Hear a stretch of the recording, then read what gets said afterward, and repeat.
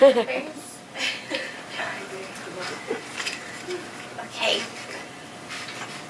Hi, my name is Sarah, and I'm with the Leap People. Yay! And my topic is the CO602, and I'm stating that I am testifying for the bill. Texas has 13 state supported living centers, or known as SSLC, and that is sad. Those centers will force families to travel farther to see their loved ones. That is super sad. More than 60% of their residents in CCL live more than 40 miles away from their correspondents. Unquote. Writer 39, page 34. The centers are known for their abuse, neglect, and exposure. All of their long-term support settlers, one of many factors that facts contribute a toxic environment at SSL is that non-violent resident who may be medical, visual, and responsive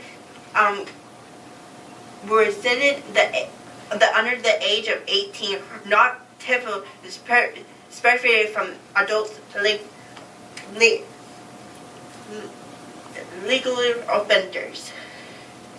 The SSL placement of people with IDD also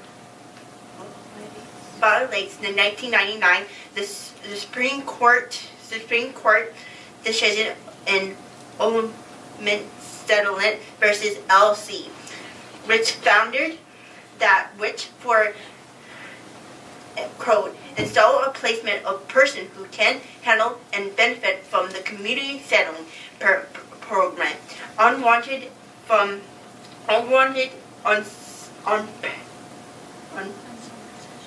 a person that person so involvement or incapable of unworthy of the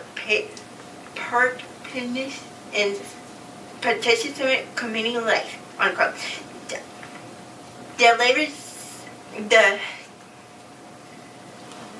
Delivering service to a person for a year in a SSLC costs about $11,300 more than a person living in the community. However, I believe everyone should have the same right as same people without disability. Thank you for your time.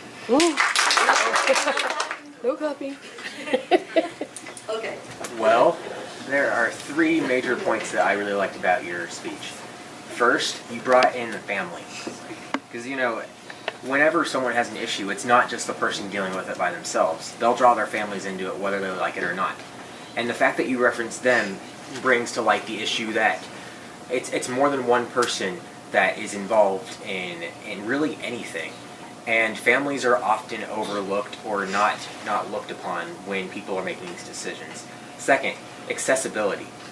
You were talking about people driving great distances to reach, centers where they can have help. Texas is a pretty big state. Some people have to go pretty far, especially if they aren't in a metropolitan area.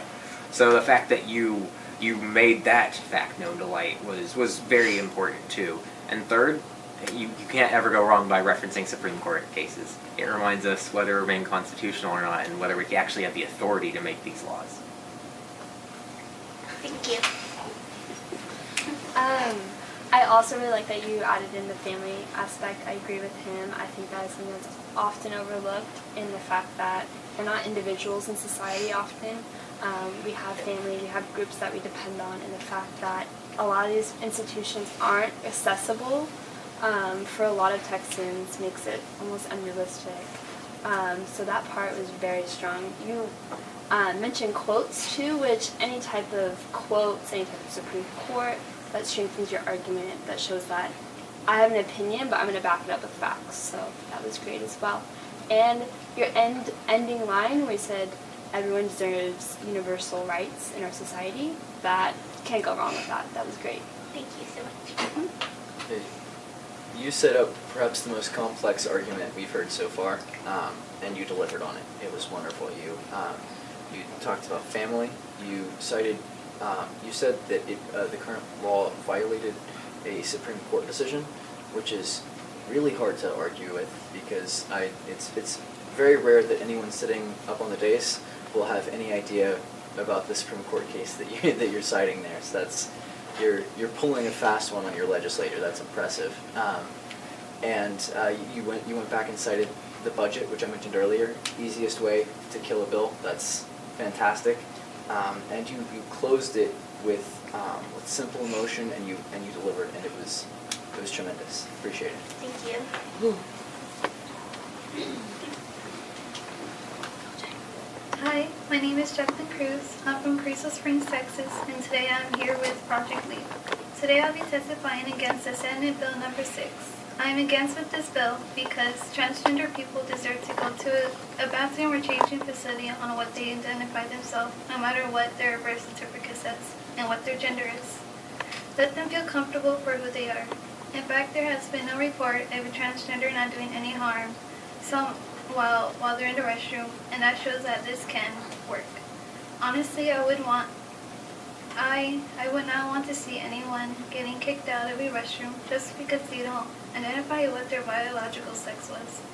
I say let them be who they are, human. We need to say with one voice that transgender people are valued. They desire to be treated fairly and equally. That's all I have for you today. Thank you for your time. I think it was the middle of your speech that was the most important. When you said let them be who they are, human, that brings to light an issue that we demonize and vilify people who we don't always agree with or don't understand. And that's an important issue because they are still human regardless of how they view themselves. And we live in a free society where people should have the right to, have freedom of expression. So if you're fighting for the right for people to express themselves in the ways they want to, that's an important fight. It's not always a popular decision, and it might be a tough road for you to go down, but I think you're doing a very good thing, and I think you have a very good argument. Thank you. Thank you. I also noticed, like you said, the middle, and I was about to say that as well, let them be who they are, human. I think that was great. You said that very concisely as well, and I really got your point across.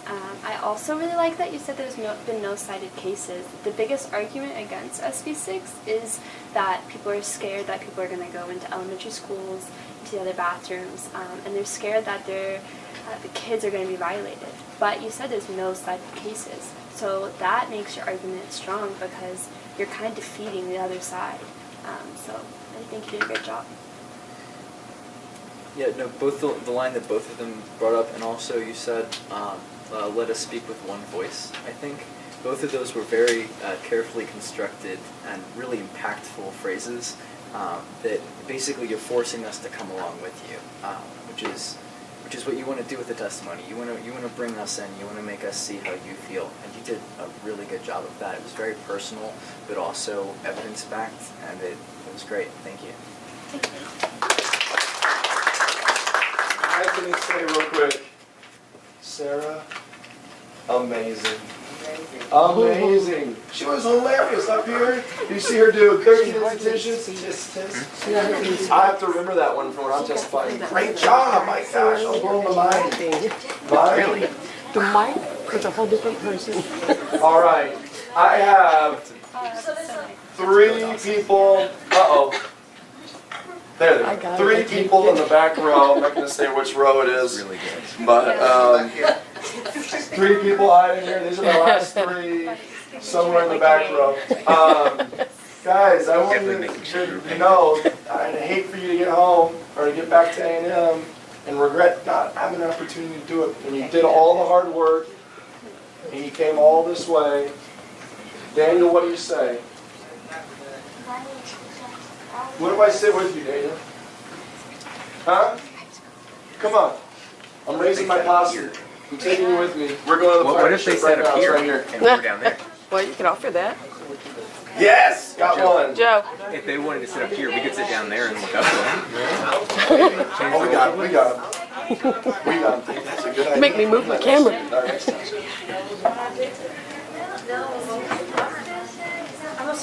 Okay.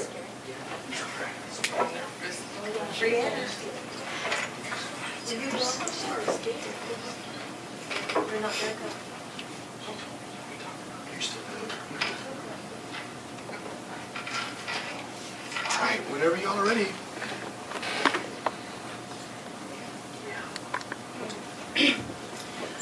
Hello, I'm Celeste Lopez, and I'm from San Angelo, Texas.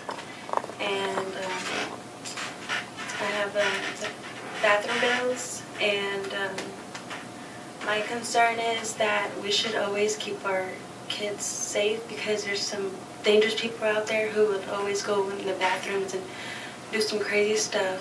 And so we would always, it's a good thing to have like adults with their kids and always go with their sisters or whatever. It doesn't matter, but we should always keep our kids safe, and instead of having dangerous people go in there and do anything hurtful that is not good, and especially when it comes from Dallas, Texas. Because that's where I used to live, and I always hear from the news every morning saying that there's these crazy, vans that always will kidnap these teenagers and kill them for money, and it's not good to be doing that kind of stuff. So that's all I have for today. Thank you for your time. Thank you. You made yours very personal. You made it right to the point, and that made it powerful. There's no way to disagree with somebody's personal testimony, with their feelings, and you really brought that home. Made us empathize with you. It's very powerful. Thank you. I agree. The fact that you added a personal story at the end, especially, and you delivered it kind of slowly, and just you paused, you good. You just delivered it very well. I think that really made me listen. And whenever, like we mentioned this previously, but whenever someone's passionate about something, you want to listen to it and you take it very seriously. So thank you. Thank you. They covered much of what I wanted to say, making it yours and making it a unique presentation. But you're addressing the situation also brought another one to light too. It's watching after your kids. A lot of people are so ready to just dump their kids off to someone else, and they forget that, it's a responsibility. Everything you do will have actions and, repercussions. So it's more of a testament to stay vigilant and, watch after your family and look after each other. So I understand and I appreciate that you're going at it from the viewpoint of protecting the community.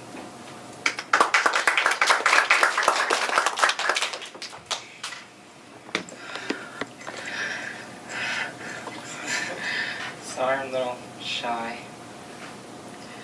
Hi, my name is Daniel. I'm from San Antonio, Texas. I'm here at the lead program at Texas A&M. I testify the bathroom bill because it's equal. The gentlemen's and women's their own bathrooms and privacy. I see that transgenders are going to the bathroom that they feel comfortable to go to. There is no problem in the bathroom that they're not uncomfortable to start trouble or complication about it. So thank you for your time.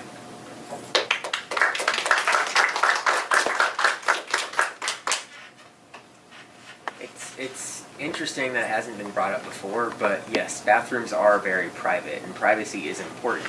So it's an interesting fact that, how would you enforce such a bill anyways, if it went into effect? So the fact that you brought that to light and you made it so that people can feel comfortable. You always want to feel comfortable and be comfortable. You don't want to ever be in a situation where you're out of your comfort zone. And so it was important that you brought that to light. Thank you. I like that I was short and concise. You got right to the point. And the private aspect, we haven't really talked about that yet, and I think that was a really good perspective to the argument, and I really appreciate hearing kind of, okay, well, what's going to happen if this actually goes into effect? And you mentioned that, and you kind of mentioned the after, like, okay, if this is passed, what will happen? And that's hard to do, honestly, conceptually, so it was really good. Thank you for being so direct. You hit your point, and you made it effectively, and there was no way any of us could take away anything from your speech except exactly how you feel and why you feel it. And that's important. It's especially some of the bills this session. There were people up testifying for entire days, and the same legislators had to be up here listening for an entire day of testimonies. At the end of that, you're exhausted. You're trying to figure out what people want to say, and for someone to come along and tell them exactly how you feel, why you feel it, and make it so that there's no way to misunderstand you is it's a talent. So thank you. I appreciate it. Good job. All right. Train is leaving the station for College Station. I know, there's a couple more. I'm going to give you one last opportunity. You got all dressed up to come down to the Capitol today and ride that bus in traffic to get here. Why you got? Come on now. She's ready. You can do it. You haven't told me no yet. No, you can't? Yes, you can. Yes, you can. She's on her 2. No, I can't. You're on your 3rd? No, you can't. Really? You sure? Okay. It's like, okay, All right. okay. All right. Any questions? What's up? I was just wondering if I could possibly have the schedule for the next meeting for the bill that I did. Oh, you're wondering about the next session, about the bill? Well, we do have a member of Senator Watson's staff here. He might not really be too familiar with it, but there is a way to track the bill. They're not going to bring it up in special session. The bill, the implant bill, one that she mentioned. Do you know anything about it? Did Senator Watson think about maybe reintroducing it next session? Good question, though. I'm not the person that's in charge of whether or not we introduce bills. That's true. That's true. That's Senator Watson. But I know it's an issue he cares about a lot, so I wouldn't be shocked if either Senator Watson or one of his friends in the legislature reintroduces the bill next session. If so, there's a way to track that. There's an online database called Texas Legislature Online. What's that? What's Texas Legislature Online? TLO, that's what we use, that's what he's talking about. Oh, perfect. Okay, Yeah, you're familiar. Yeah, you can use that, and as soon as bills start getting filed for the next session, you should be able to access that and see if the bill's been filed. And if you don't see it filed, give the office a call and tell them to file it. I was supposed to say, write a letter. Yeah, absolutely. Give them a call. So you remember when we looked at the bill search area, and I told you could put in maybe cochlear implant, and we could search it? So if you want to, or your family, or you, next session, remember we got a little ways till next session. So when next session comes up, just be vigilant, be an advocate. You got to stay up with it. You can always try to make connections with the deaf community and find other friends that maybe say, hey, call you up and say, hey, the bill's reintroduced again. You want to testify or you want to give feedback. Okay? Cool. All right. Man, you guys are awesome. Should we give them a round of applause? You guys want to take, is it all right if we take a picture with you? Of course. You guys want to